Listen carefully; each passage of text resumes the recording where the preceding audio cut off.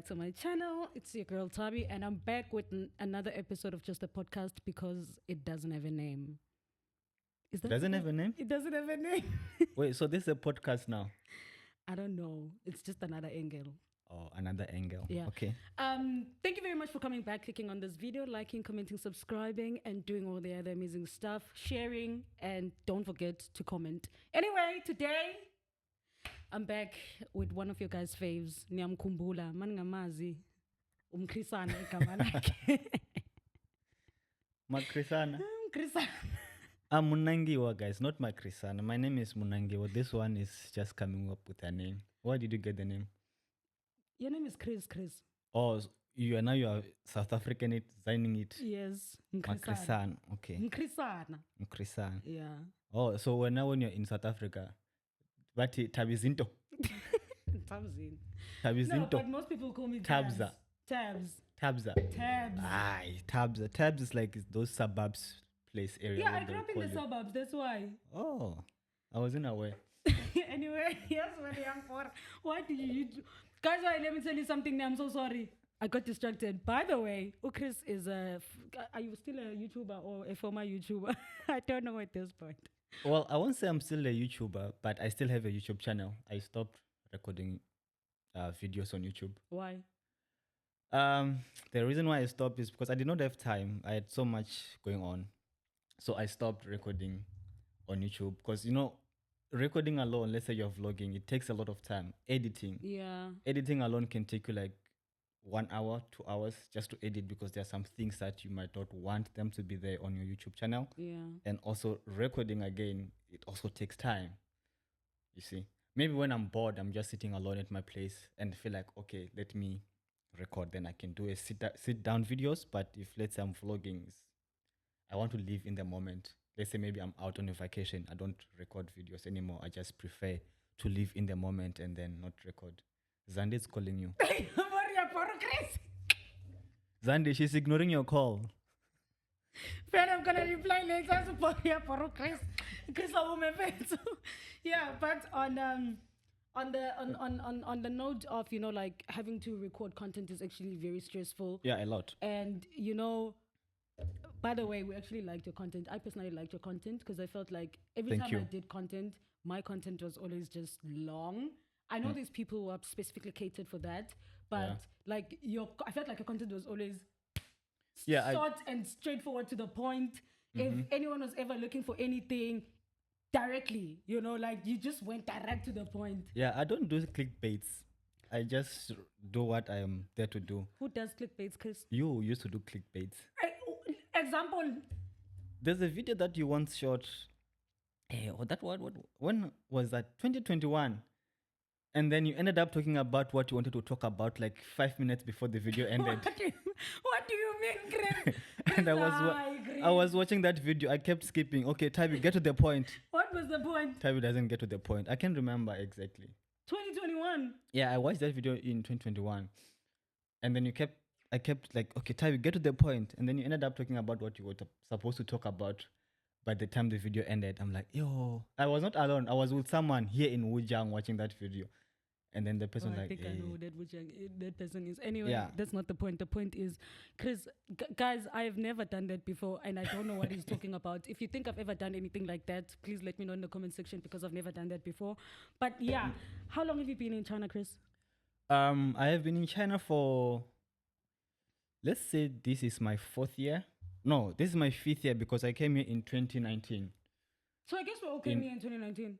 Most people. I came in 2024 in July. Oh no, in August. On the 6th of August, it's gonna be my 5th year in China. Yeah. So I've been here for like 5 years, basically. And how have you been finding the stay? I don't care about that anymore. With the stay is that because now I can speak a bit of Chinese, right? If they stare at me and if I'm in a bad mood, I'm like, Nikan Shama. Like, what are you looking at? If they say Henren, I'm like, Henren Kimama how? I don't care anymore. But crazy. I think one thing about me that I'll always have a problem with is learning Chinese. I feel like, okay, now I'm a bit better. For someone who's been in China for 5 years, I think I can do better than this. I know that maybe only know Timbudong, right? No, I know Timbudong, what it means, Shitabi, Okay. or Josai, Wujiang, Okay. or Shilao Shitabi, or Buyao Jika, Woyao Jika, Nikan Shama. Okay. Oh, there's a student who just likes provoking me for no reason because she likes saying this thing to the other kids, and the other kids get offended. Look, what does the student do? She says, saying to the other kids, and Oh, I don't like mad. Oh, like I don't like I don't like so and so. Oh, okay. And the other kids get mad, and that thing makes me angry because I'm like, okay, they don't care that you don't like them. Just leave them alone. No, but the thing is, the kid when he's in the classroom, remember they come from a place where maybe it's only the only child, and their parents maybe spoil them. So even at school, they'll be like, "Oh, I don't like this one. I don't want this one," thinking that they are at home, but they are not at home. They are at school with other kids in the same class. Yeah, but I mean that should be common sense. You were at school. There's no common sense in China. It starts from the kids. No offense, but yeah. If you want to come to teach English in China or do whatever you want to do in China, just leave your common sense at OR Tambo International Airport. It doesn't work here. You just do things by the book. It doesn't work. Dropping bars, yeah. No, I'm not dropping, but I'm being honest. I mean, common sense in China doesn't work at all. Okay, so before we move forward, what was your expectation before moving to China? Truly speaking, I did not have any expectations. My thing was, okay, I'm not finding a teaching job in South Africa because I did bachelor's of education in South Africa, right?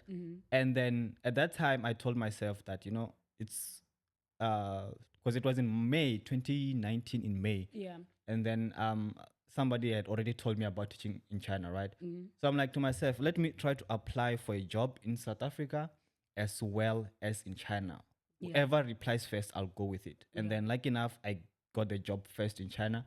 But in terms, let's say maybe just a bit of expectation, I did not really have an expectation. I just wanted to find myself working and maybe enjoying life because I did not know in China it was this nice and everything. I just wanted to come here, maybe do 1 year of teaching in China and then end up going back home. But COVID then happened and then I could not go home. And besides COVID, life in China is nice. I cannot go back to South Africa anytime soon. So you're not planning to go back home anytime soon? I can go back home. To be honest, I don't really have plans but as it is right now, if I can stay here in China for maybe the next 2 years, I'll be okay because I don't want to live in China forever. When I went home in July last year, I felt like I was lost when I was in South Africa. Really? Yeah, I felt like I enjoyed it, man. I enjoyed it. You enjoyed it? Yeah. I felt like the reverse culture was just too much, and I felt like I'm 5 years behind. I've just been released out of jail, because I'm seeing people who are for example, when I was at home, my friends who I graduated with, they have cars, they've built houses, they are married, they have kids, and I look at myself, I'm like, what do I have? I'm like, I have vacation trips, I have my rented apartment in China. I had nothing, just money saved in the bank. And then you have to ask yourself, is it worth it to be in China or, I think it is, but to a certain extent, what you're talking about is actually something that I can relate to because I also have the same thing where when I went back home, I could see people's lives were actually way ahead of mine. And yet I thought because I am in China, I get to speed up my life, in terms of getting all the things that I feel like I need in order to feel like, okay, now I feel like I'm doing something, But I think because of the difficulty of getting a job, that's a bit difficult to complain about in South Africa. It's not difficult to get a job in South Africa. There are just no jobs. No, you are just broke to buy a job in South Africa. I'm telling you, you are just broke to buy a job in South Africa.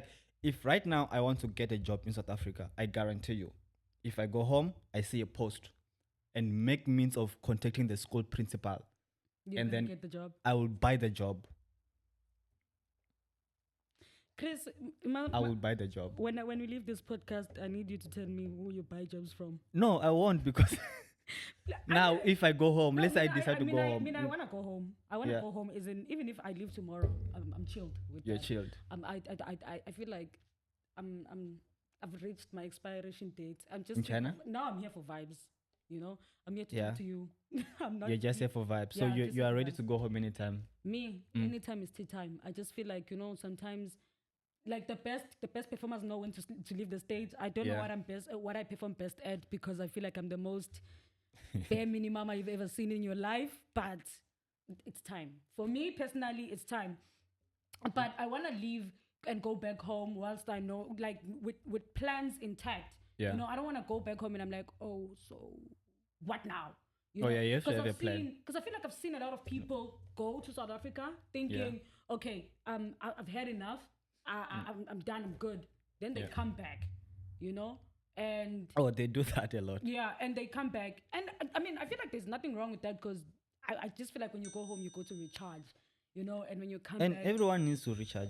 Like, I mean, staying in China for 5 years or more than 5 years, it's too much. I feel like once in a while, you just need to go home, spend time with your family, and then decide that do you want to still go back to China or not. Because there are people who leave China with plans, right? And then they don't even think of coming back to China anymore. And they don't come back. They'll rather go to other countries, because what people don't see behind Instagram posts, behind your YouTube's videos, they don't see the struggles that we really, really go through being here. It's nice to be in China, but then there are a lot of struggles. Yeah, that come with that. The toxicity at your workplace, just speaking foreign language, the culture and everything. It's just too much. Now that you speak of that, I was once on Facebook this one time at the South Africans living in China group. I don't know if it's living or teachers. It's something like that. There's two pages. There's South African living in China, and then there's South African teachers in China. I think there's one group, because I remember I was in both of those groups. There's a group where they kicked me off on that group because I used to make noise about my videos. It's fine. It's okay. But I know who kicked you off. You know? Yeah. Who? The admin. Which one? No, that one. I don't know which one. There are like 5 admins in that group. Which one kicked Probably some complain that you are always posting videos. But I always posted once a week, guys. Once a week. It's more like you are promoting your videos. So? But also they are related to teaching in China, living in China. Yes, it's not like I was talking about selling Herbalife or something. But it's fine, no problem. So Herbalife people are catching strays. No, hey guys, no, I've never seen anyone actually posting Herbalife stuff there. But I'm just saying, like, they do? No, but they remove them. Okay. Okay. But me now, I wasn't doing anything once. Okay, but it's fine. I digress. It's not about that. It's like you have took it personal. No, that you were removed from the group. No, I didn't take it personal. You know, the thing is, there was this one time, because I remember that, okay, I used to post videos on these 2 groups every Sunday. One time I'm looking for the group, I'm like, where's the group? Where's the group? Nah, they removed you. The group is gone. And I was like, okay. I didn't even bother going to look for the group. I was like, maybe I voluntarily left the group, but I was like, why would I do that? But it was the other one, the small one. It wasn't the big one. So I'm still in the big one. Shout out to the admins of the big one. Yeah, shout out. I'm still there. Thank you guys. But yeah. So anyway, when I was always on that group, I think it was like late last year, if not mid. I used to see people posting that they won't come back. They won't come to China when they have to make a salary of anything less than 15K. 15K. Yes, RMBs. 15K RMBs. Yes, they were like, okay. if they get offers with salaries less than that, they are not coming to China. And there were people that used to actually boost them on that. They'll be like, it doesn't make sense. Always come. If you take the contract should be 20 going up. Wait, and I'm like, 20? Yeah, 20 going up. Wait. Is this pre-COVID, mid-COVID, or after COVID, like last year? So this is, okay, I want to understand your context, right? This is someone who is still in South Africa saying that they won't come to China if the salary is below 20K. Yes, they won't take it. They want more than 20K. So my question to you is, how much was your first salary, if you don't mind sharing, when you first arrived in China? Oh wow. I mean, it's 5 years ago. It was pre-COVID. I've when I came to China, I sold myself very, very cheap. Uh, what I did, because I did not know a lot of things about salary. Like I said, I just wanted to find myself working. I didn't really like, okay, salary is the motive behind me coming to China. I just wanted to find myself not waking up at home, sleeping the whole day. I just wanted to find myself working, right? So my salary was 9K. And like I'm serious. I was in a training center. It was the time that training centers were booming. My salary was like 9K. 9K when I came to China, and then I did not actually get that 9K like for like 6 months. Yeah. I was getting paid like 6K, 5K. Yeah. I was getting paid because there's the thing. Okay, let me give your subscribers some context, right? Yeah. So when I came to China, I did not pay for my flight. I did not pay for anything. So the only thing that I did was to pay for my visa, and got myself a job, right? So I told my boss that I don't have money to fly to China, and that was after they've done everything. They've done the what do you call this letter that you get when you invitation letter. Yeah, they've done the invitation letter. I've already applied for Chinese visa, and then I told them that I've spent a lot of money, doing the visa process. I don't have money to fly to China. Yeah. And then they told me that it's not a problem. We will buy a flight ticket for you. Yeah. So you can come to China. We will buy a flight ticket for you. Then the following day, they book Fly Emirates, and then they send me the e-ticket. And then I was like, oh, boom, the ticket is bought, right? Yeah. So it was like 6,000 RMBs, 6,500 somewhere there, RMBs, right? So that was the flight ticket. It was one-way ticket to come to China. Yeah. So when I came here, remember my salary is like what? It's 10K. 9K, not 10K. 10K is a lot. I wish they were giving me a bonus of 1K. So after that, them buying the flight ticket for me, I had to come to China. Yeah. Coming to China, I know nobody here. I'm just a stranger. I'm coming to these strangers that I'm coming to. So they gave me an extra 2K for food, for clothes, if I need to buy clothes, because I came with winter clothes from South Africa because it was winter that time. And then here, I needed summer clothes, so I did not have anything. So they gave me like extra 2K, which then now means that I'm owing them close to 9,000. 9,000 RMBs. Yeah. Right? So I thought they were like actually buying the ticket for me. I don't have to pay it back, right? But I was supposed to. I was supposed to ask them like, am I going to, pay? Back. Yeah, or when I'm working or at the end of the contract. But then they decide that, okay, we will just deduct from your salary. And then the first month I worked, there's what we call probation period. Yeah. Probation period was like 8K. I really did not know about all these things. Probation period was like 8K for me for 1 month. So the first month, my first salary was 4,200. Yeah, 4,200. But I did not feel it. I mean, I'm coming from doing nothing at home actually. Yeah, I was coming from just sitting at home, depending on my sister to give me money. My mom, my dad, them giving me money, right? So they were the ones giving money. So when I get that 4K, I was like, oh, damn, man, this is a lot of money. The first thing that I did was to buy an iPhone. That's how I don't really care about money. That's how I did not really care about money. I bought an iPhone. I was left with like 1,100. Yeah. And then I went and get some things. I don't remember, but it was like clothes. And then I think I was left with like 300 RMBs in my bank account, and I was very happy. At least I also would be happy if I bought myself an iPhone with my first salary. Yeah, I bought an iPhone with my first salary, and then the second month again, they deducted and the money. But then I was like, damn, man, there are people who are getting paid 15K. That's when, that's when I was like, maybe I should have negotiated better, because I have bachelor's of education and I was at a training school, and I'll ask my friends, how much are you sending at home? They'll be like, oh, we are sending like 12K RMBs every month. Like, how? I'm like, how? I'm not even getting that amount of money. And what happened, I was like, yes, I sold myself cheap to a toxic boss, by the way, because that woman was toxic. She would want me to clean toilets. She would want me to clean classrooms, right? Yeah. It's like every day. I'm a teacher. I used to be a teacher, worked for marketing for the school. Somehow I think I was an IE, because like, oh, Chris, once you're done with cleaning the class, please, with teaching, please, class clean the class. I'm like, okay. I did not know my rights at the time. I was just coming to China, and then I would even clean the classroom. After that, I would mop the classroom, preparing for the next classroom. Instead of me to be like maybe preparing my lessons, I would spend time trying to prepare, clean the classroom for the other kids to come, because it's a training center. When you teach other kids, the other class needs to come, right? So it was like that. So my first salary, to answer you, was like 9K, but that was like for 6 months. Oh, you left the school before the contract ended? Oh, God answered my prayers. A period. God answered my prayers. And the thing is, that school was very, very toxic, because when I was there, I was with my other colleague. It was just the two of us. Yeah. So we both were not happy. When you outdone your job and then somebody will only find a mistake from what you have done. Yeah. You teach your best, but somebody will just come and try to find a mistake from what you did. And then in around December that year, I did something. I was doing a PPT.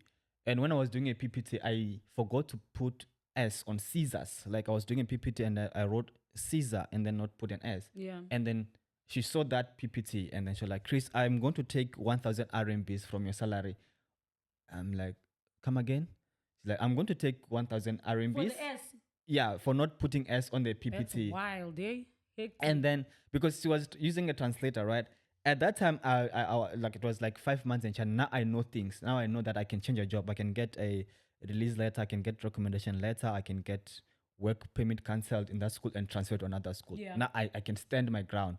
So I told her that there's no way you're going to take 1,000 from my salary. Try me. Yeah, I told her that there's no way you're going to take 1,000 from my salary, because there's a lot of things that I'm not going to say, right? But she will threaten us. I'm like, oh, you'll go back to Africa. And then in my mind, I'm just thinking that, oh, damn, if I go back home, then I'll be bored. But I don't know that I can still find a job in China, right? So she thought that by saying that you go back to South Africa or Africa, I'm going to this poor place. I'm going to this place. I don't come from a poor family, and I'm just here, right? So why is he saying you go back to Africa as if it's like a bad thing? So I just let that roll. I never talked back to her. I just talked I was just an obedient teacher to that woman. Yeah. So when she said that she's going to take 1,000 RMBs from my salary, that's when she saw a changed me.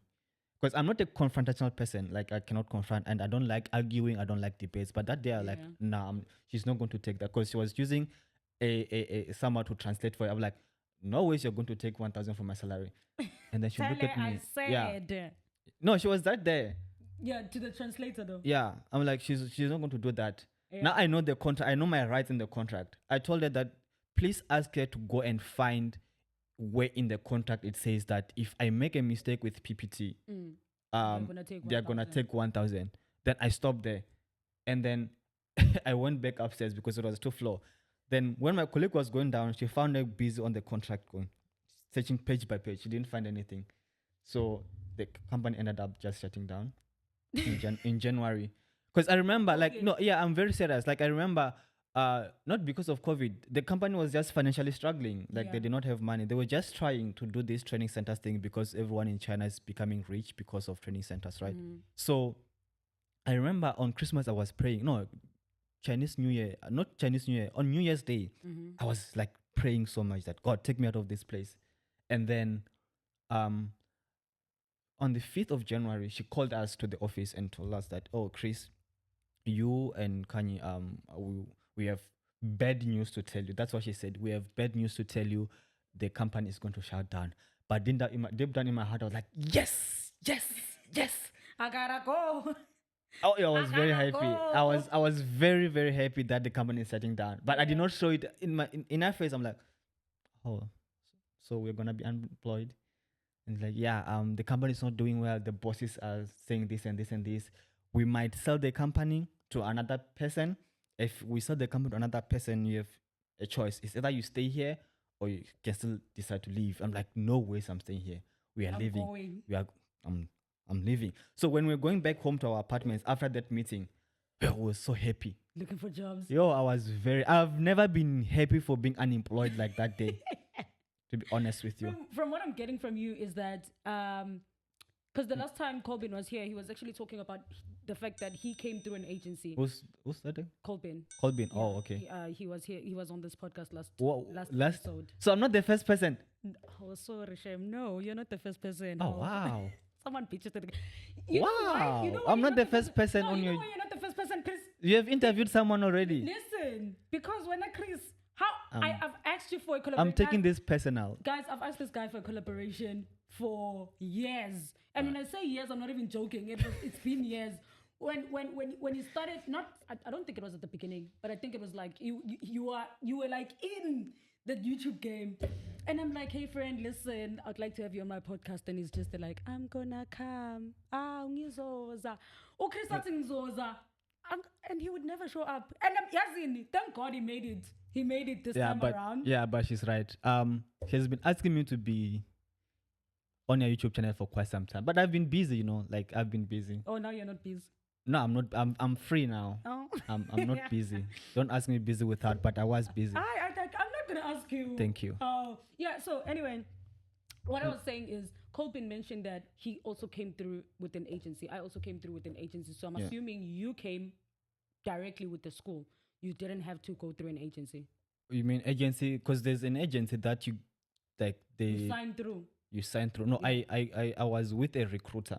Oh. Are you talking about the same person? No. No. We signed, and at the time I also didn't know this. Yeah. That. Wait, you came with an agency that deduct money? Yeah. From your salary. Yeah. I didn't know at the time that they were deducting money from my salary. I wasn't alone who did not know a lot of things. A lot of us, we didn't know.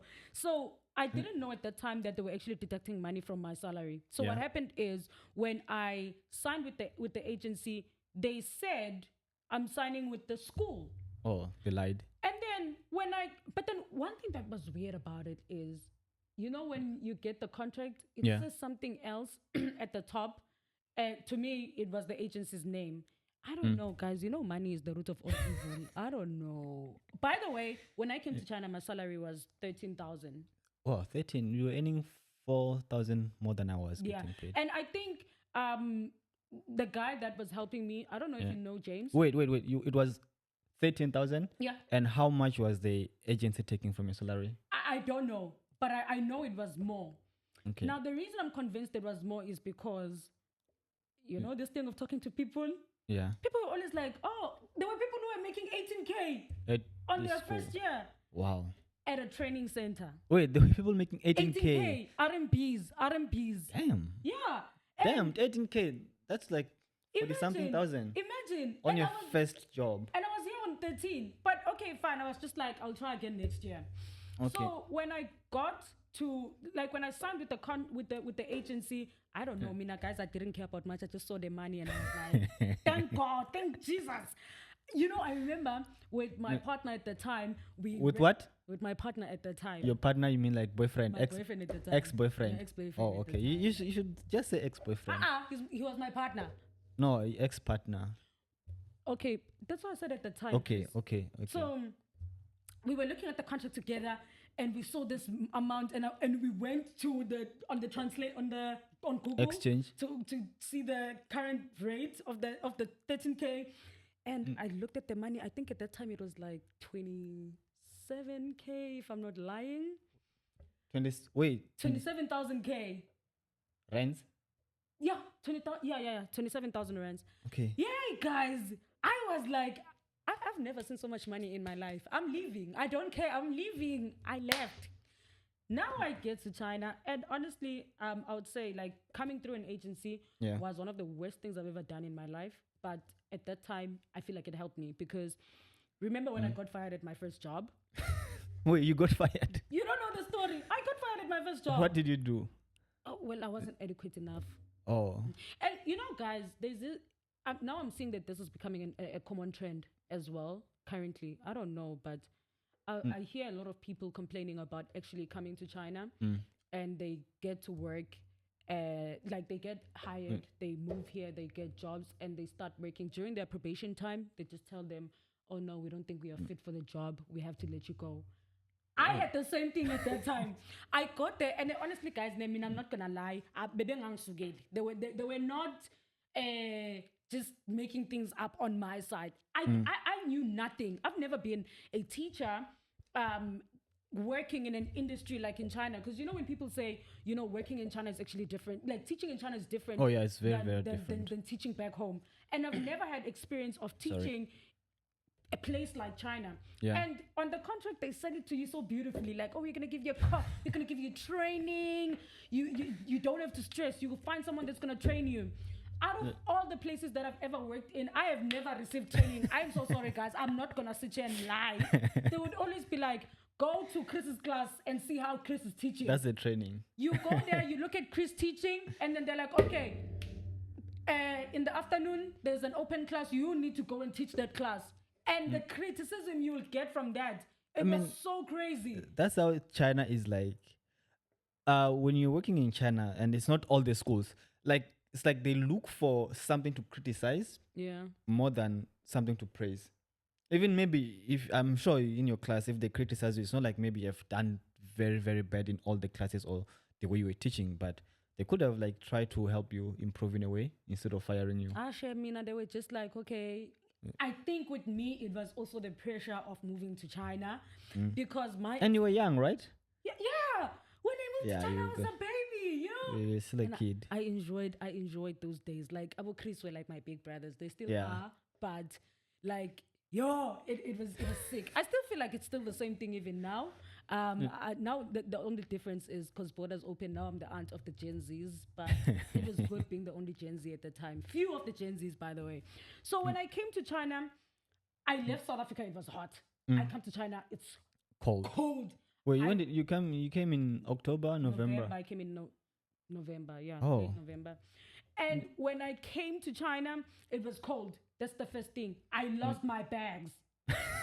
I don't know, guys. I'm always losing bags. I don't know what is going on. How do you lose your bags? The lady How do you lose your from the bags? airline. I'm not gonna say the name of the airline. No, they mention it. It's not like they will sponsor you. Oh, they will show you. Okay, but they don't watch this podcast. Come on. Please, number one podcast in the world. Okay. Period. I said what I said, but that's not the point. I get there. And no, it's a good airline. If I don't use is it Emirates? No, but it's a good airline. Qatar Airlines? Forget about it, Chris. So it wasn't their fault, guys. The lady said, I don't have to pick up my bags when I get to Doha. I guess now you know the airline. I don't have to in Doha. Okay. I don't have to pick up my bags in Doha. I'll just get them at my final destination. So I get there, I'm enjoying my life. I get to Doha, and I don't know what happened, but I got there at 6 a.m. and the next flight was leaving at 12 a.m. the next day. So I went to the receptionist, and she's like, oh, actually, you can go to the hotel. She gives me this receipt. I don't know if it was part of the ticket or I just had luck. I don't know. So I get there and I go to the hotel. I'm enjoying my life. They have free buffet, so I eat. I get to China, my bags. They're like, your bags are stuck in Doha. Oh, shame, man. Yo. That was that.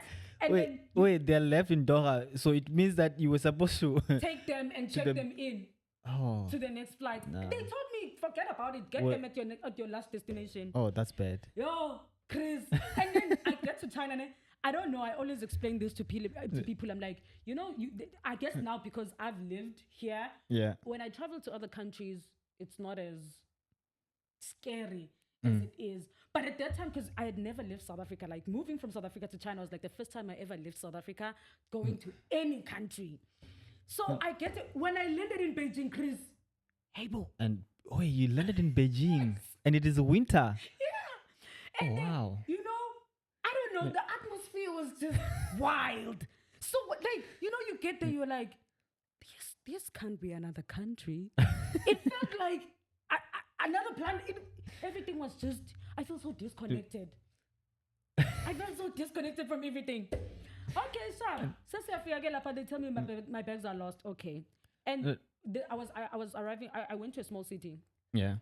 I lived in. So you went to Beijing and then you had to transit to another. Yeah. Oh, okay. And it was a small city. It was Anhui, Fuyang. Anhui. City. Yeah. Oh. I get there and guys, Abona, when you see people staring at you everywhere you go. This is actually what I wanted to, like, how did you move? When you first came to China, you lived in a small city. Yeah, I lived in a very, very small city, Leshan. Like, it's a very smallest city. And how was your experience with staring? Yeah. Oh, like it was terrible. Just in general. Because I feel like even now, we still do get stares here and there. I think now it's better. In Suzhou, if you're in Suzhou or you're in Beijing or you're in Shanghai, the staring gets better. But where I was in Leshan, it was too much. Because just to leave my apartment to go to the training center, right? Because I'd walk to the training center just to walk there. I'll get staring, and then someone taking out their phones, taking me pictures, and I'll be just staring around, thinking, "What's going on?" Or check myself. They'll just stare at you, and then why foreigner? And that time I don't even know what is a why Korean. Why Korean? Mama nikan. So those kind of things, the small babies, they'll be like, Mama nikan, why Korean? And though there was a guy from Ghana, I would ask him, bro, what is Waikora? And like, oh, foreigner. Foreigner, you're like, these people. Because you are in China, right? Yeah. They don't know that they are foreigners. Well, they know that they are foreigners, but they have not seen them. It's not like when you're in South Africa, where you are cultured like with people from different places, like Chinese, Indians. But the staring was just too much. I remember I was walking to the training center. This big, huge guy, like, he just walked towards me. He touched my skin, and then he did this. And that time, I'm like, did he even wash his hand for him to be doing this? Touching you like so, that. Yeah, I'm like, there's no asking. That's why I said common sense doesn't work in China. He doesn't ask you. He just comes to you and then do this, like trying to rub your skin off. So man. In my mind, that time, like, is this guy crazy? Like, he's just doing this. I stared at him. He doesn't speak to me. Yeah. He goes back to where he was sitting. I was just standing there like, what just happened? Yeah, what just happened? What? I look at myself and then I was like, okay, what happened? And then he went back and I continued. I was very confused. I continued. Also one thing that just made my life a bit crazy at the time. I just couldn't settle in that school. And when I got there, guys, can I please say something to everyone who has been in China for some time and those who are going to come to China? The best thing that, like the worst thing that I feel like I had to like face at that time was, okay, I know the person was not supposed to babysit me or anything. But when you're new to a place and you like everything, it's just so foreign to you. Yeah. And someone just tells you, no, actually, you know what? Get over it. Everything is going to be fine. There was a guy who was from Egypt at the time when I got to the training center, the one where I got fired in. I remember I was just complaining. I was complaining because I was just like, okay, firstly, you guys said you were going to give me training. And I didn't get the training that you guys talked about. Okay, fine, no problem. It is what it is. But then now don't make it look like I was the worst decision you guys have ever made. You guys are not even giving me a chance to improve, Yeah. And this guy then says, oh, so I'm talking to him about this because I'm thinking he's a foreigner. He's going to get it. He's been in China for a very long time. He's a Chinese girlfriend. Everything is fine on his side. Mind is not conditioned to be like a Chinese. He just says, oh, just get over it. You're going to get used to it. Everything is going to be fine. That's the thing in China. You just get told, get over it. I know, but I just feel like, sometimes, especially from one foreigner to another, if you have nothing to say, just shut up. That's how I feel personally. That's how, like, I even with schools that I've worked in, like after that, like I haven't always been the last one to join the company. There's always gonna be people who are gonna join the company after you. Yeah. If you don't know what to say to someone, just keep quiet. I keep quiet for the most part because I don't know what to say to you. If I have something to say to you, probably it's gonna be like, oh, like that was also my experience when I first came. I wouldn't tell someone get over it. Like just get over it. It's fine anyway. It's fine because when I got fired, I remember I came through my agency, and that's why I was like, I feel like it helped in some way because I think at that time, in as much as I hated being at that job, but when they told me, we are letting you go, like it did hurt a bit. It did hurt. I hated that school, but it hurt because in my mind I was thinking, oh my God, now that means I need to go back home. But my agency was like, no, So you want to go back home? No, they're just like, we got you, baby. You're not going home. You're gonna get a new job. I care. I got a new job, same company. Oh, but okay, but now that was in 2019. Yeah. Oh wow. Things were bad like in 2019. And training centers, they were not good. No. But now things have changed. I think things were actually because I remember people were like, how bad? We thought you were working at a kindergarten. And I'm like, who told me that I work at a kindergarten? You guys just said look for a job and if they give you 13K, that's the normal starting salary. And you are fine. And you're gonna cruise nicely. Yo, guys, guys, let me tell you something. On my first cruise year, nicely. You know, Chris, on my first year, there were times where I just wanted to pack my bags and go back home. That was just how hurtful I was. You were. Oh. I was just like, you know what? At least I tried. I'm glad I didn't do it, but I was like, at least I tried. Let me pack my bags and just go home. And you know, when I started meeting more people, they were just like, you know, actually that was normal. Most of them like month 3, month 4, they were just like, I'm fine. Leave it alone. But now, how is it now? Now, because to be honest, like China is, if you are a faint-hearted person, don't come to China. Yes. China is not for the weak. China is not for the faint-hearted. China is not for the crybabies. Don't come to China.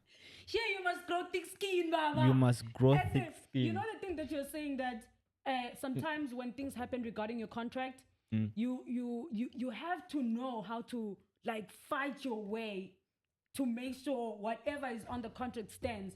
Because shame. All I am saying is Zizokana.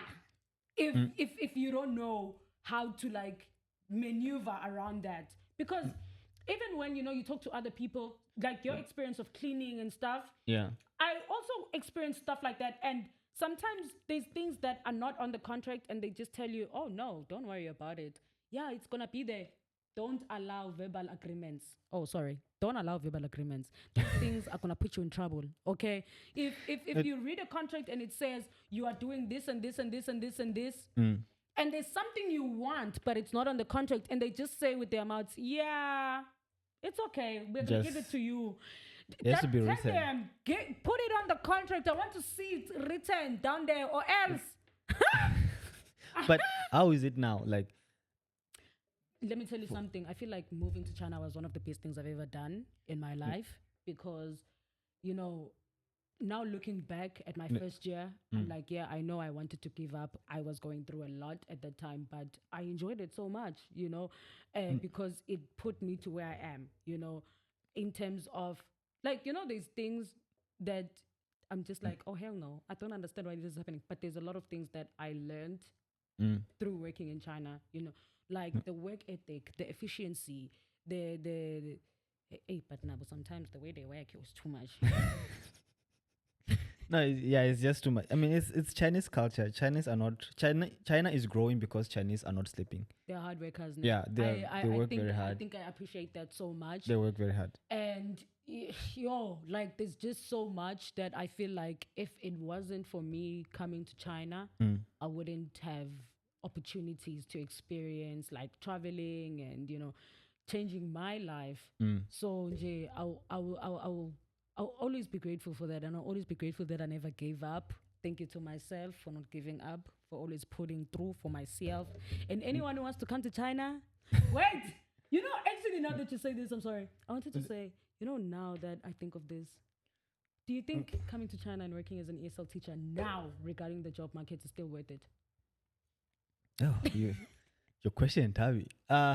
Is it still worth it? Yeah. Like, would you? Because I think one of the reasons why I stopped, I'm going to come and explain this to you guys in another segment, but one of the reasons why I stopped interacting more on talking or telling people to come to China is because right now, well, in terms of worth it, I would say, yeah, it's still worth it, right? Yeah. But, because there's always a but in everything. It's still worth it to come and teach English in China. However, things have changed quite a lot. Yeah. Like if you have big plans to maybe save money, buy yourself a house in South Africa, yeah, it's still worth it. If you still want to escape South Africa and be in a working country which is functional, it's still worth it. If you want to run away from crime and be in a country where there's like 1% of crime rate, it's still worth it. If maybe you want to further your studies, maybe you need some funds to come and work in China and get your money, is still worth it. So it all depends on what you want, right? The plans. So I said but because things have changed. People think that teaching in China is still the same. It's no longer the same. Still 120K.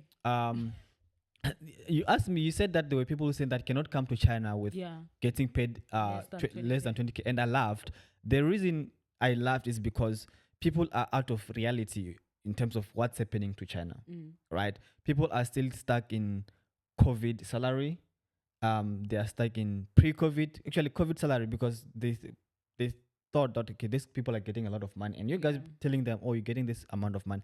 But right now, things have went downhill. Things are worse than Westgate. What's Westgate? Things right now are worse than pre-COVID in terms of the job market. Yeah. And I also mentioned the thing about growing thick skin in China, because now if you are black, they will tell you, this school said they don't want to interview you because you are black. They want to interview a white person first. So yes, it's worth it to come and teach here, but the hustle and the tussling and trying to get a job right now, it's very difficult. That's why maybe I stopped even doing sit downs in my videos, because there's nothing that I can be encouraging people about to come and teach English in China, because it's bad. If somebody asks me, Chris, can you give me recruiter? I will give them recruiters, right? But they'll say like, the recruiter that you gave me, it's ghosting me. Now it's my fault. You gave me a recruiter, it's ghosting me. And then they get angry at me, but I'm not the recruiter. I'm just a person who was sitting down doing YouTube videos, record just to entertainment, right? But now when they come to you, your recruiter is ghosting me. I'll give them maybe another 5 more recruiters. They're like, this guy's giving us recruiters that don't even reply to our messages. So like, you're a scam. I'm not a scam. I gave you recruiters, but they're not replying. Just to add on to that, it's not just people outside China who are facing this problem right now. Like, I feel like everyone, even us inside, you will speak alone. I mean, they will ghost you, yeah? They will ghost you. You know, the feelings that you gave to that partner when you ghosted them, when they were revenge forcefully. You will experience it here. I hear Shem, they will humble you. Oh, me. Yeah, they're doing that a lot. I remember a friend has been looking for a job, and the person, wherever the person goes, they just tell the person that the school wants to interview a white teacher first, because right now, that's why I said common sense in this country doesn't work, right? Because here's the story. Right now, they are preferring to hire a non-native English-speaking person from countries like Russia, Uzbekistan, Armenia, right? They can't even speak English. They are preferring to hire them because of the skin color, and they don't have teaching experience. They don't have even qualification. They just bring him with this, like some visa that I don't know. They'll either hire that person than hire a black, American, South African, educated, qualified teacher. That's what they would do. They don't care. They don't care about your qualification, your credentials. They don't care about your 5 years teaching experience in China, that you went through COVID with them. You were suffering. You were getting tested. You were doing those thing on Alipay. Doing this green card. We've been through a lot, Jim. They don't care about that. They'll rather hire an unqualified white teaching speaking person than a qualified speaking native person. Because it's not even only for South Africans, it's also for American. My friend from America, the US, he struggled a lot. He's black. He struggled a lot to get a job because they're always telling him, we want white teachers. So that's how the market has changed right now. But I'm not saying that you should not come to teach English in China. Just try, because you get like, there are people who are still coming in.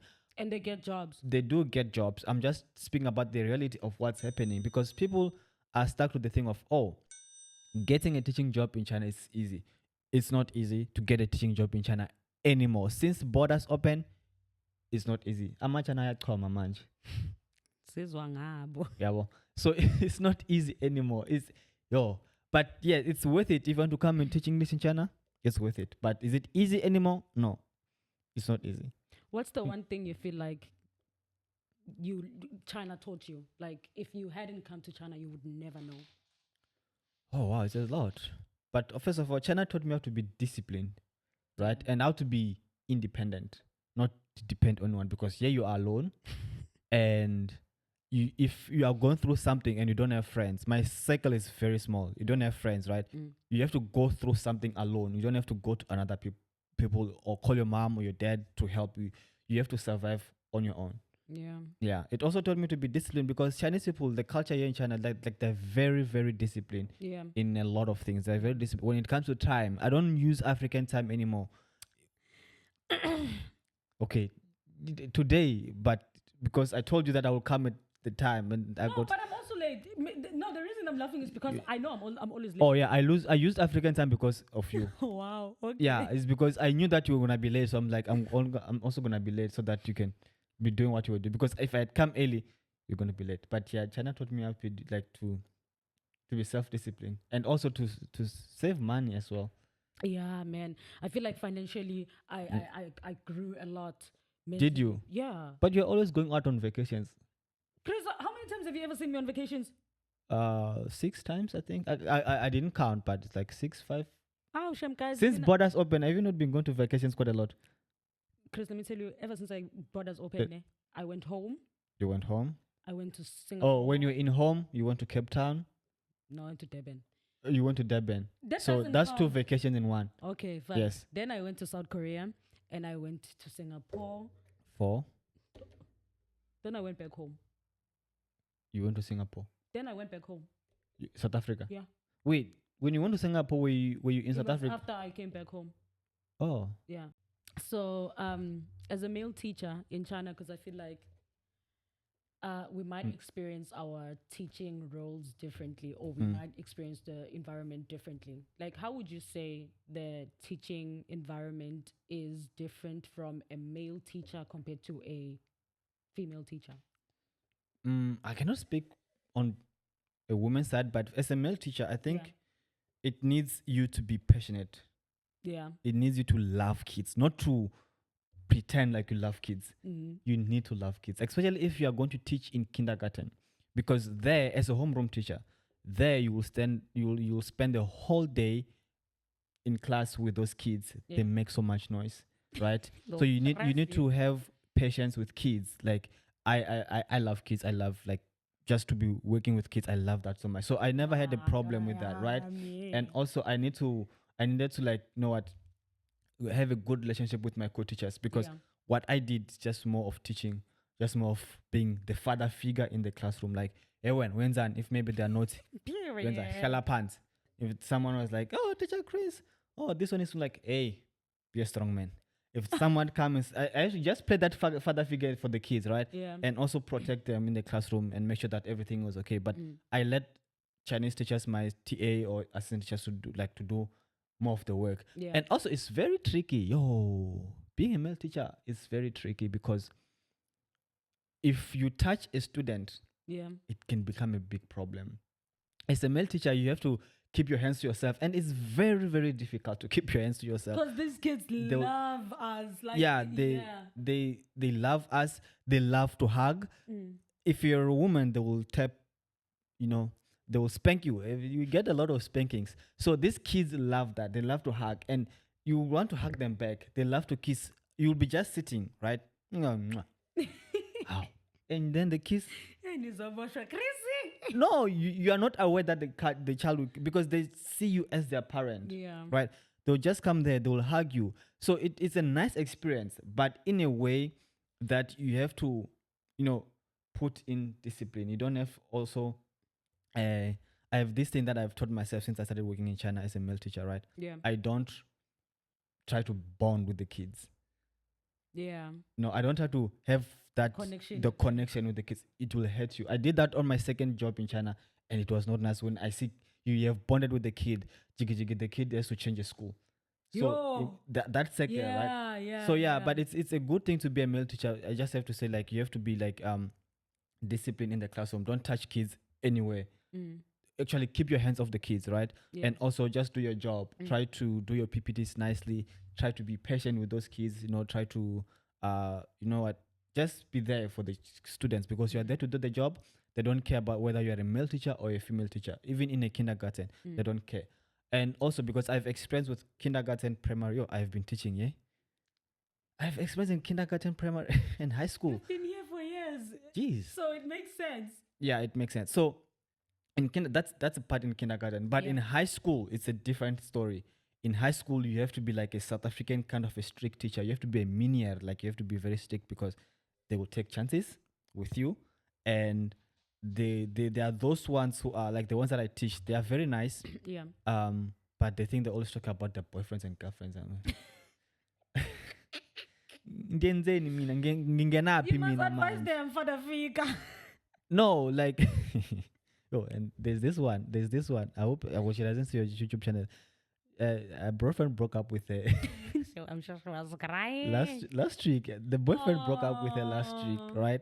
So I was busy there teaching, and then she's sleeping like this, and then the other kids are laughing at her, and she's my top student. I'm like asking her, Beth, what's going on?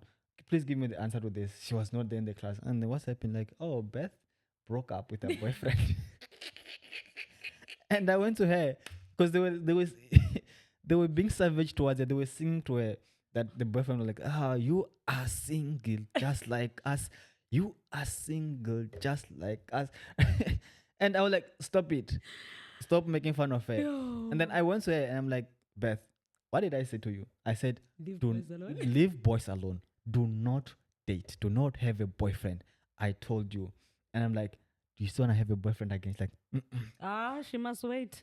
She's like, no. I'm like, do you still want to feel this pain again? She was, I'm like, so don't date until you're in varsity. And it's like, okay, but I know she was gonna date. She's going to date. Oh, a heart wants what a heart wants. Now that you think of that, from a male, okay, not from a female, because I feel like I know some ladies who have been like in really good relationships. Yeah. Hey, hang as guys. Relationships in China? Wait, are you speaking about students, or you're not talking about? No, like us, like the elders. I feel like from my side, me personally, because I don't want to say from a female's point of view, but I also want to say from a female's point of view. Now you're going to talk about your experience? No, not my experience. They know my experience. I always come here for story times.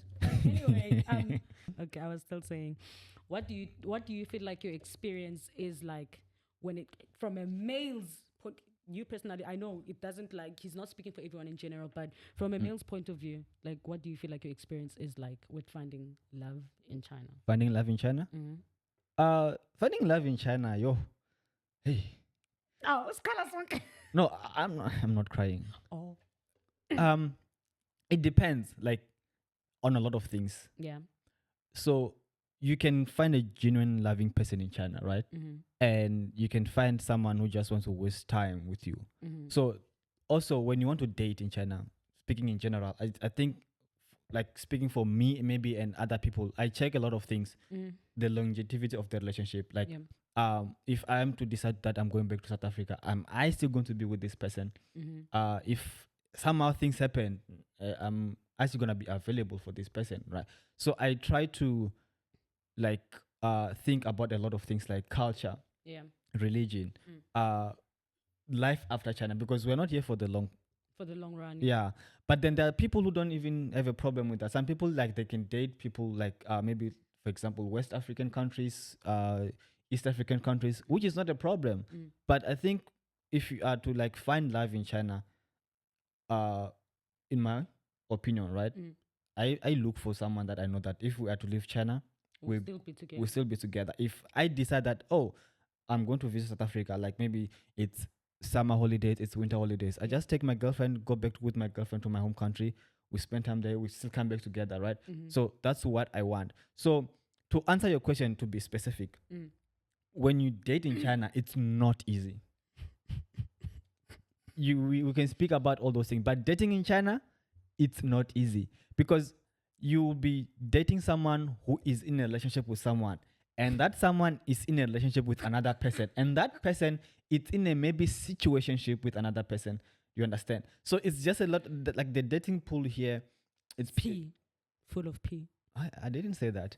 But the dating pool in China, it's not easy because there are people who are in relationship, and there are people who are in situationships, and then there are people who are just mingling around, and there are people who are single. They don't want anything to do with relationship in China because I'll date someone who is someone's friend and then go to the person's friends because the foreigner circle is just too small. Yo, tell me something about it. It's just too small. You'll find that someone who's proposing you as a girlfriend somewhere is relaxing there. Oh, I mean, you know the story, right? There's a girlfriend somewhere there just relaxing, thinking, oh, my partner is faithful. So it's only the lucky ones like that get really faithful and straight partners. Yeah, it's just a few that do get those kind of partners. Like most of people, they're just full of playing. But I think it's down a bit. First year, second year in China, it was just so wild. People were doing things. But now I feel like people have found stable partners. They have settled in and they are loving each other, and some are even getting married. Yeah. Yeah. So I cannot say dating pool like it's bad. That's why I said there's just a few, but are lucky, right? Some are getting married, some are having babies in China.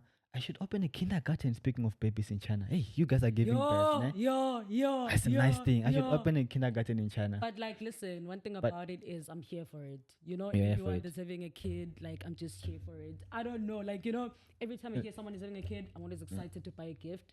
I'm like, hi, because these are people that I know. You know, like we are not like friends. It's a good thing. We are growing. Yeah, but I'm just like, oh my god. That's so cute. I'm here for it. I love being married. So yeah, that's how it is. So to answer that, what you have asked me, dating in China, it's doable. But is it easy? No. It can be muddy, depending on who you find. It can be hectic and nice, also depending on who you find. Who you find. Yeah. So I cannot really like rule out dating in China and say, oh, it's bad. But the dating cycle is too small. If I am to date in China, I'll have to do like a thorough background check. If let's say I'm a female, because females are the one who are so unfortunate, you know. We know, right? We know. I'll have to do a serious background check on the person that is maybe trying to date me. It's not a matter of I meet someone and the next thing was that I did. I'll do a serious background check, like ask people, who's this guy? Who is he dating? Who did he date? Those kind of things. But sometimes when you ask people don't even know who you are talking about. You have to be specific with names. Hey guys. Because if you don't do a cow. No, if you don't do a background check in China, you will find yourself dating someone else's partner without knowing that you are dating someone's girlfriend. It happens. You'll be dating someone's girlfriend, right? Because you do not do a background check. You just say a guy, he's charming, he's handsome, he approached you, he proposed you. Like, oh, Zababa. Until the guy is dating someone else again, and then you will find yourself fighting with people because you don't like really know that this is someone's person. And then guys, let's my brothers, let's be specific, guys. Let's be honest. If you want what you want, just be like honest. Like my sister, no, I'm in China, you are in China. We have needs, you have needs. How about we just satisfy each other's needs and not be in a relationship instead of trying to come in the name of love, and then people along and string people and waste people's time. Unnecessary drama. Yeah, that's what I'm saying. Like, brothers, let's just be honest. Like, if you want to have sex, just say you want to have sex. You want to have someone to spend time with you. Just be specific on that instead of lying and come with the name of love and lie and string someone along down the line 6 months. You find that, oh, Kanti, I'm not alone. I'm celebrating 7 months anniversary with this person who is celebrating 2 years anniversary with someone else. And you know, I just don't understand how these things get so swept under the rug, you know? Like, you never find out until it's too late. You don't. Because there are people... Sometimes you don't even find out until they break up with you. And once they break up with you, you hear that, when you were dating so-and-so was dating so-and-so. And you look so stupid because it's like, wait... you don't have any idea. Yes. Okay, wait. But how don't you know? If let's say I'm dating you, do you give your partner your phone or you don't? Personally, with me, I don't care. If you are someone who likes snooping through my stuff, do your thing. Sure, I don't care. But Me personally, I wouldn't go through my partner's phone. Oh, okay. If I'm on your phone, I'm generally just looking for nothing related to cheating. Oh, Probably okay. I'm there because let's say we are in China, maybe I want to pay for something, or I'm ordering something, or you ask me to look for something. That's the only time. But other than that, nah, I wouldn't be going through your phone and trying to sniff for stuff. So I feel like that's how a lot of things that you find that your partner is someone's partner. Yes, you find them out later on because you don't want to be toxic. You don't want to be toxic. No, I do get what you're saying. That's what I'm just saying. Like dating in China, it's not really easy and it's not bad at all. It just depends on who you find and how you find your partner. Yeah. And also if people are being honest here, because there are a lot of people who like to date. Like most of my sisters, they love to date guys from African countries, right? And they feel like African countries are the ones who are most loving, who are most caring, and they think that South Africans, we are dogs, right? So we are dogs. Yeah, I mean that's the bar that we've been set to, that we are dogs.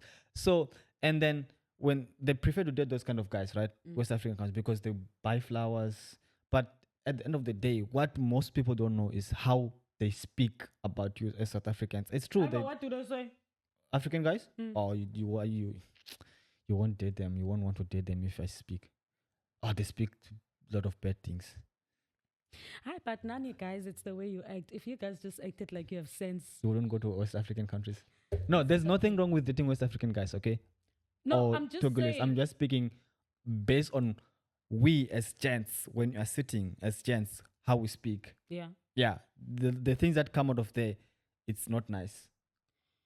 No, that and then you will find that when this person is speaking about this thing, and then oh my God, this guy is dating a South African woman, and she's so committed to this person, and then she doesn't know the things that he says behind her back, and then she's committed in dating this person, but the guy is just speaking a lot of bad things. So that's what I'm saying. Dating in China is tricky.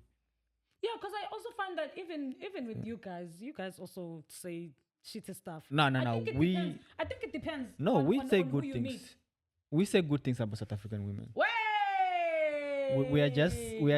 We said good things about South African women, but we just said that you prefer West African, East African, North African guys over us. Who we will take care of you? Who will take care of me? No, South Africans. Anyway, we are not there. I digress. Why are you laughing like that? Because I'm just saying, like, I just feel like, okay, personally, I haven't, so I'm not gonna say I'm speaking from experience. You haven't dated? I think but you have dated the Chinese, ne? I didn't date that guy, guys. It was an experiment. But it went wrong. It went bad. Okay. It didn't even last. It was like what, 2 weeks, 3 weeks. I mean, guys, that's a shame. When you start telling the truth, ne, I just feel like my dating resume. Don't even go there. But yeah, that's what I said. That's what to answer your question in a sense. Yeah. Dating in China is tricky, and it's also nice. I was just curious because I feel like, and for the most part, I hardly ever hear guys complaining about heartbreaks in China and all of that stuff. But it's always females. Yeah, it's always females who are going through these things, and for the most part, they also go through these things with South African men. With South African guys. Guys, South African guys, what are you doing out there? Like, are you not being faithful? Ask them, what are they doing? So I thought maybe we're supposed to take care of these women. What are you guys doing? Anyway, I'm such a China, so it is what it is. That's not the point. The point is, so I was just curious on that part, and also, like maybe your experience with dating South African women. Maybe everyone is going through the same thing. What thing? Heartbreaks and stuff? From South Africans. No comment. Oh, okay. I'm so sorry, guys. Anyway. Dating in China is dating in China. No comment. I won't speak like from my experience because I have never had a bad experience with dating in China. Yeah. I've never. Chris, you must give me your memorandum. I've never went through a bad experience of dating in China. Shame, guys. Yeah, that's what I can say. So what's the one thing you want to say before we close up? The one thing that I want to say before we close up, people should take care of themselves in China. Yeah. On that note, when I'm speaking about dating in China, people like on a serious note, people should really, really take care of themselves in China. Borders are now open. You don't want to find yourself losing your career because you got HIV infected by some guy who you just dated and not do a background check, dated without testing, and then have intimacy, and then find yourself you're HIV positive. The reason why I'm saying this is because I know someone who got deported because she got HIV infected, and then she was dating a guy. Hey, Shanghai. It's in Shanghai. Shanghai. Right? So she was dating a guy who lives in Shanghai, but she lives in another city. So the person who was she dating is not a South African. It's just a thing of you meet a guy from another country, right? You meet a guy from another country, and then you fell in love with that person.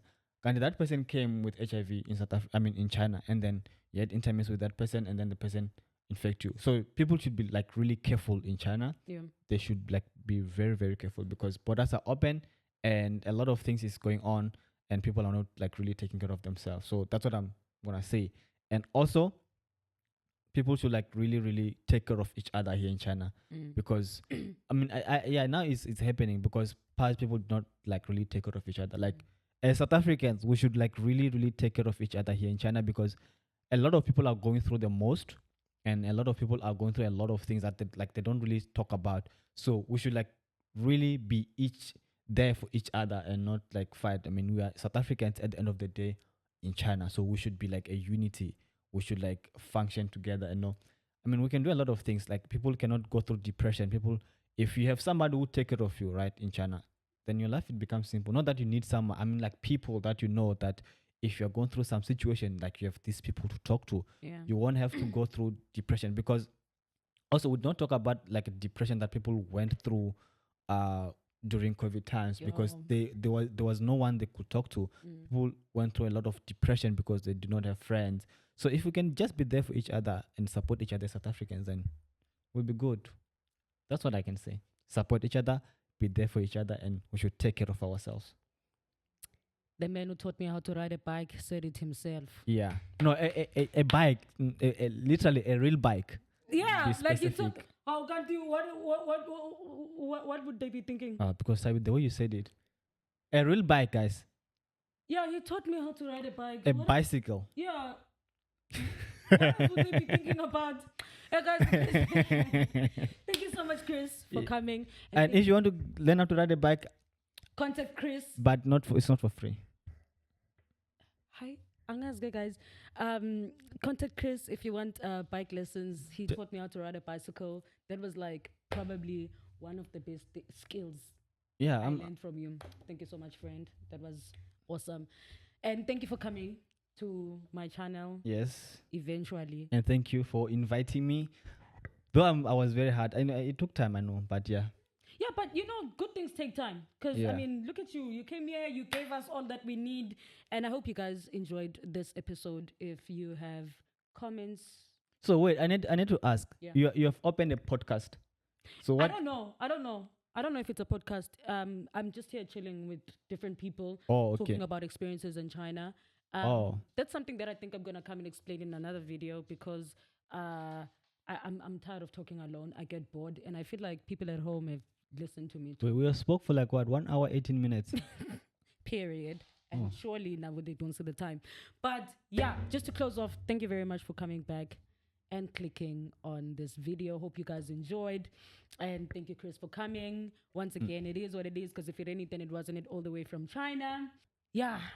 Hey, bye-bye, guys. Tough. Please don't forget to like, comment, share, and subscribe. Bye.